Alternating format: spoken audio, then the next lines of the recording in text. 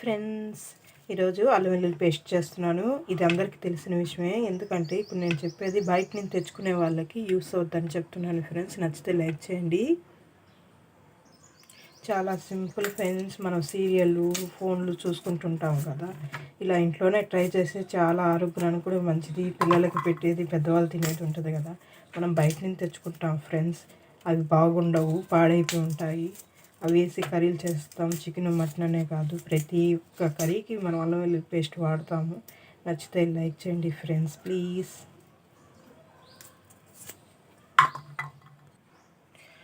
అల్లాన్ని ఇట్లా నీళ్ళల్లో వేసి పెడితే, మనము అల్లం తెల్లగట్లు వచ్చుకునే వరకు నీళ్ళల్లో వేసి పెట్టుకోవాలి ఫ్రెండ్స్. అంటే దానికి ఉన్న మట్టి అంతా ఊడిపోద్ది.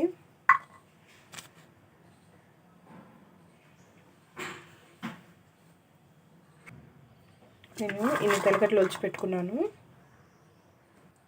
ఈ అల్లాన్ని బాగా కడగదాం మనం. చాలా సింపుల్ ఫ్రెండ్స్, ఎంతో టైం పట్టదు. బయట నుంచి తెచ్చుకున్న అల్లం వెల్లుల్లి పేస్ట్ ఆరోగ్యానికి మంచిది కాదు. దాంట్లో ఏదేదో మిక్స్ చేసి ఉంటారు కాబట్టి.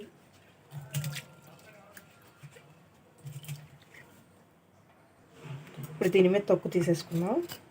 ఊరికే ఇటంటే చాలు, లైట్గా వచ్చేస్తుంది చాలు మనకి.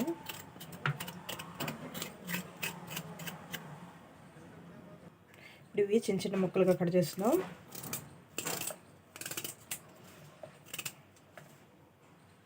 కట్ చేసాం కదా, ఇవి కొంచెం నీళ్ళు పోసి కడిగేద్దాం.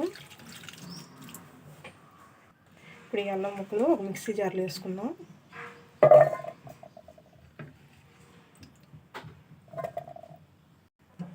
మిక్సీ వేసాను. ఇప్పుడు దీంట్లో వెల్లుల్లి వేసేద్దాం. వెల్లుల్లి కూడా వేసేద్దాం. దీంట్లో కొంచెం సాల్ట్ ఫ్రెండ్స్.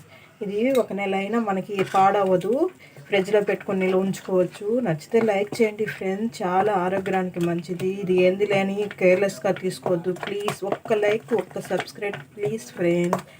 చాలా ఆరోగ్యానికి మంచిది. మనం బయట తెచ్చుకునే అల్లం వెల్లుల్లి పేస్ట్ కన్నా 10-20 నిమిషాలు మన టైం కాదంటే మనం ఎంతో ఫ్రెష్గా అల్లం వెల్లుల్లి పేస్ట్ తెచ్చుకోవచ్చు. ఇది ఫ్రిడ్జ్లో పెట్టుకుందాం. బయట పెడితే పాడైపోద్ది, ఫ్రిడ్జ్లో కానీ పెట్టుకుంటే నిలవ ఉంటుంది ఫ్రెండ్స్. నెల 2 నెలలు, ఎన్ని నెలలైనా మనం పెట్టే జాగ్రత్తలో ఉంటుంది. నచ్చితే లైక్ చేయండి, సబ్స్క్రైబ్ చేయండి, షేర్ చేయండి ఫ్రెండ్స్, ప్లీజ్ ఫ్రెండ్స్. ఈ వీడియో నచ్చిన వాళ్ళే లైక్ చేయండి, లేకపోతే లేదు ఫ్రెండ్స్, ప్లీజ్.